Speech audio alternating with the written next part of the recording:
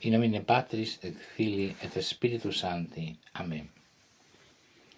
La epístola de este 19º domingo después de Pentecostés, tomada de la epístola de San Pablo a los Efesios, dice lo siguiente: Renovaos en vuestro espíritu y vestíos del hombre nuevo, creado según Dios en justicia y santidad verdaderas.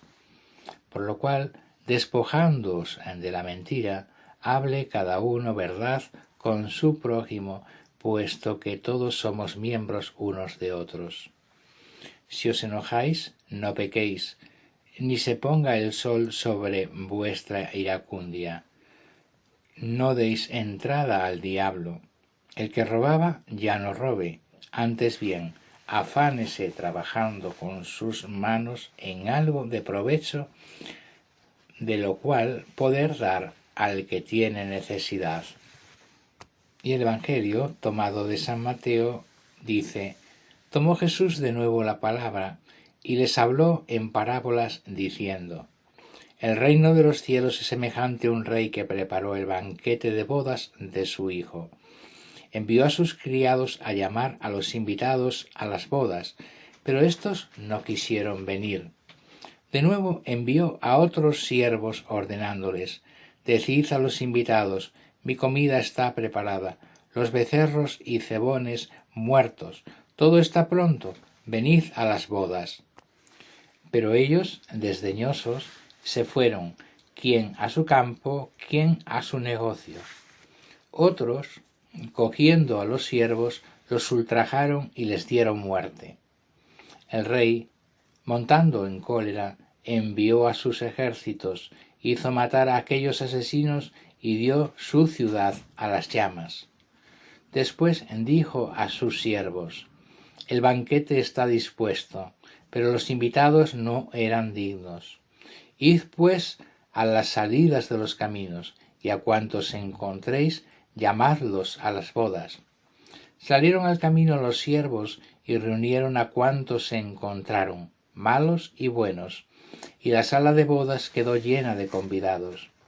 Entrando el rey para ver a los que estaban en la mesa, vio allí a un hombre que no llevaba traje de boda, y le dijo: Amigo, ¿cómo has entrado aquí sin el vestido de boda?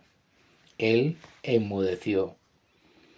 Entonces el rey dijo a los ministros: Atadle de pies y manos y arrojadle a las tinieblas exteriores. Allí habrá llanto y crujir de dientes, porque muchos son los llamados y pocos los elegidos. El reino de los cielos es semejante a un rey que preparó el banquete de bodas de su hijo. Se llama hombre rey a Dios Padre, aunque nunca recibió la forma humana, y la parábola es motivo de ello. Resulta útil demostrar brevemente, acomodándonos al sentido de las Sagradas Escrituras, cómo las almas de los fieles que han de unirse a Cristo en aquel día celebran mientras tanto sus desposorios. Todo bien es vida, y la vida es Cristo. No hay ningún mal que sea realidad, sino que todos son nada. Por lo tanto, todo lo que es vivo sobre la tierra vive con la vida, y nada puede servir si no goza del espíritu vital. Del mal no puede salir ningún ser. Sin embargo, puede hacerlo perder, sustrayéndolo el bien de las cosas e inclinándolas hacia la nada. Luego, aquellas cosas en las que sólo se encuentra el bien son vivas e inmortales, y aquellas en las que el bien y el mal están mezclados viven mientras que el bien habita en ellas, y mueren en tanto que el mal las domina, tratándose de cosas mortales como es el hombre. Y siguiendo en esto a San Juan Crisóstomo: el hombre ha sido creado con una mezcla de bien y una cierta inclinación al mal, para que despreciando el mal siga el bien y reciba el premio de su libre elección. Pero si desprecia el bien y se abraza con el mal, entonces merecerá la condenación eterna. Si por el contrario abandona el mal y se abraza con el bien, al morir su carne se hallará libre de todo mal y en la resurrección futura de los santos se verá lleno de aquella vida que es Cristo y será absorbida su inmortalidad por la mortalidad del Señor, como decía San Pablo, y lo deseaba. Tal será el matrimonio perfecto de Cristo con el hombre, hecho uno con su alma, vivifica la carne de todos. Ahora recibimos unas pequeñas arras del futuro matrimonio que es el Espíritu Santo, y cuando llegue éste recibiremos plenamente en nosotros al mismo Cristo. Vayamos viendo alguna de las partes de esta parábola. El banquete de la palabra de Dios. Dice, envió a sus criados a llamar a los invitados. Luego habían sido invitados antes, puesto que ahora los llama. Veamos cuál es el banquete. El banquete es la doctrina de la justicia y la predicación de la fe. Así como el alimento ha de ser bien asimilado, así también la predicación ha de ser considerada y retenida en nuestra memoria y en nuestro corazón, si es que ha de aprovecharnos. El hombre espiritual y santo es el que oyendo la palabra la medita, y después de entendida la confía a su memoria.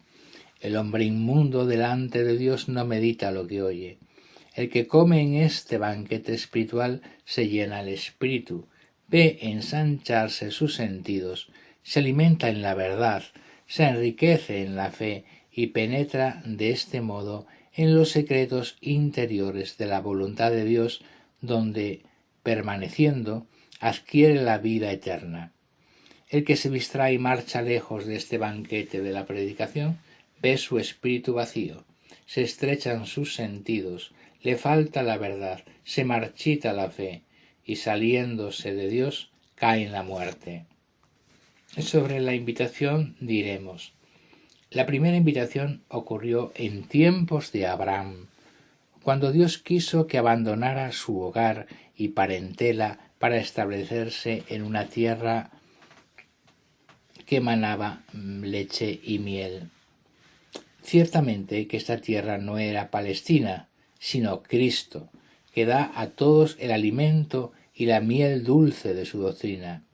Para ir a él habían de dejar su parentela, es decir, aquellos ritos de la circuncisión que les unía como una familia, y su tierra, o sea, la estrechez judaica. Pero también nosotros hoy, para comer el banquete de Cristo, debemos abandonar a nuestro padre y nuestra madre, mas hemos de considerar que abandona a su familia no el que la desprecia, sino el que ama a Dios más que a sus padres. Abandona su tierra el que no sigue la voluntad del mundo, el demonio y la carne. Se comenzó a preparar este banquete en el tiempo de Moisés, cuando se dio aquella ley. Los mandatos de Yahvé son limpios, esclarecen los ojos. El temor de Yahvé es puro, permanece por siempre. Los juicios de Yahvé son verdad, del todo justos. Son más estimables que el oro acrisolado, más dulce que la miel, que el jugo de los panales. En aquel tiempo comenzaron a salir los enviados a repartir invitaciones para las nupcias del futuro esposo por llegar, Cristo, pero los judíos no quisieron ir. Después llegaron otros siervos, los apóstoles, que recorrieron las casas de Israel antes de predicar a los gentiles, pero tampoco fueron escuchados, sino que fueron perseguidos y algunos martirizados por las propias manos de los judíos.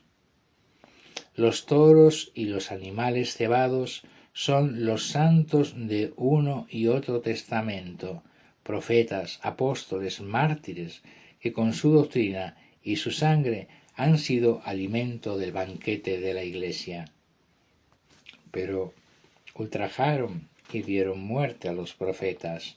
Nadie creyó a los profetas y apóstoles, ni aun al mismo Cordero Cristo, hasta después de muertos.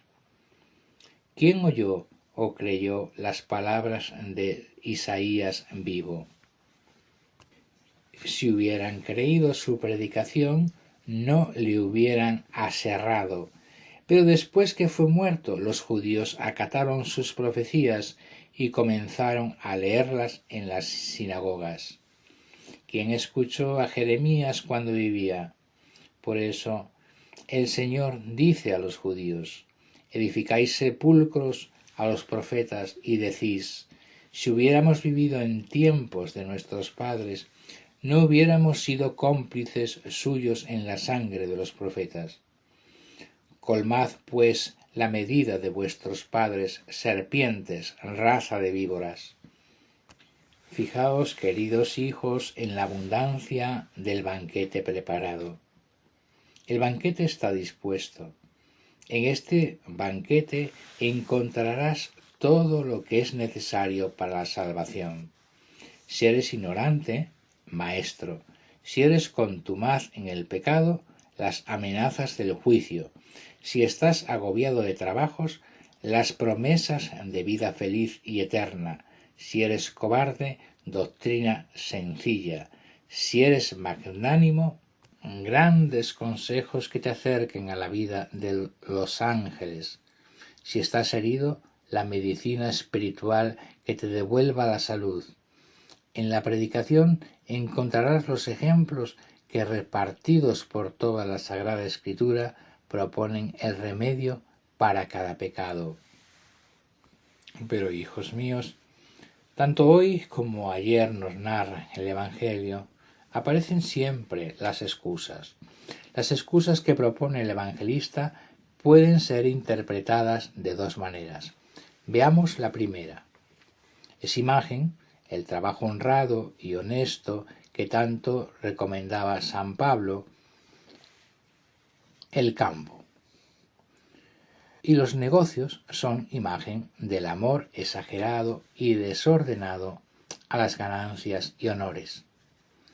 Pero entonces me diréis quizá, el trabajo honrado que simbolizamos en el campo, ¿también es un pecado?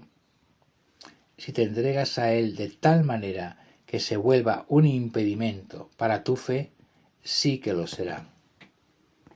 No es lo que simbolizamos con el cultivo del campo pecado, sino que tú lo prefieras a Dios.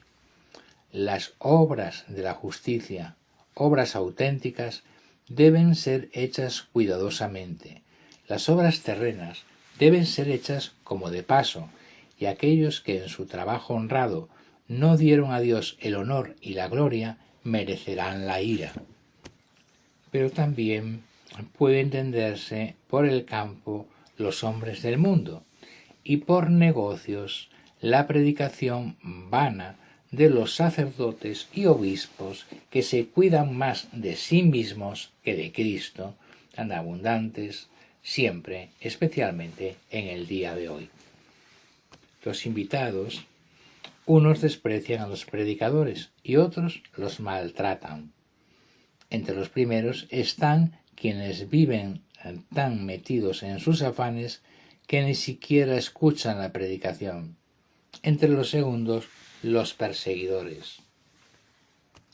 Mas, al castigar el Señor a los que le rechazaron, surge una vocación universal para todos. Dios castigó a los judíos enviándoles el ejército romano. Después llamó a todos los que andaban repartidos por todos los caminos o naciones. ¿Pero qué caminos son estos? Hay un camino real, verdadero, que es Cristo, y otros muchos secundarios que conducen a Él y al Padre. Estos son las virtudes informadas por la caridad. Pero además de este camino, existe también otra carretera principal, que es el demonio, con todos sus ramales, que son los vicios. Dios envió a sus mensajeros para que, sin preocuparse de si son libres o esclavos, blancos o negros, varones o mujeres, puesto que la servidumbre no ha sido introducida por disposición divina, sino por la violencia humana, y el hombre ha sido creado libre, siendo él quien se hizo esclavo, y no hay diferencia alguna entre la naturaleza humana que justifique el que hubiera diferencia de vocación, mandó que recorriesen todos los caminos y se dirigiesen a los buenos para confirmarlos y a los malos para llevarlos al camino de Cristo. Nadie perecerá ya por ignorancia, todos verán la luz, y sólo la rechazará el que quiera ser hijo de las tinieblas. Pero fijémonos finalmente en el hombre sin el vestido nupcial. Visita el Señor el banquete el día del juicio, y el vestido nupcial es el de aquella fe verdadera y la caridad que, según San Pablo, consiste en despojarse del hombre viejo con todas sus obras que se corrompen según la concupiscencia, vistiéndose del hombre nuevo, y santidad verdaderas, que es la fe. Los vestidos, pues, del hombre viejo son las obras sórdidas, inmundas y corruptibles de la carne. Los vestidos hermosos del hombre nuevo son las obras de la fe. El que ejecuta obras de las tinieblas y vive entre los católicos como uno de ellos, injuria al catolicismo. Acomode, pues, cada uno las obras a la fe, o la fe a las obras. El que quiera ser de Cristo, haga obras de Cristo, y el que no quiera hacer las obras de Cristo, que no venga a él, porque de lo contrario tendrá que oír en el día del juicio aquellas palabras: amigo, ¿cómo has entrado aquí sin vestido de bodas? Y entonces enmudecerá, porque el cielo y la tierra, el sol y la luna le acusarán, y aunque guardase en silencio, su misma conciencia pondrá la culpa ante sus ojos. También puede entenderse que el Señor visita el banquete cuando viene a probar a su Iglesia, en cuyo caso las tinieblas exteriores no representan el infierno, sino la herejía y la apostasía, en el que fácilmente caen los que no llevan el vestido de la fe y de la caridad. Pues dice San Agustín que nadie está en el error sino por su propio pecado.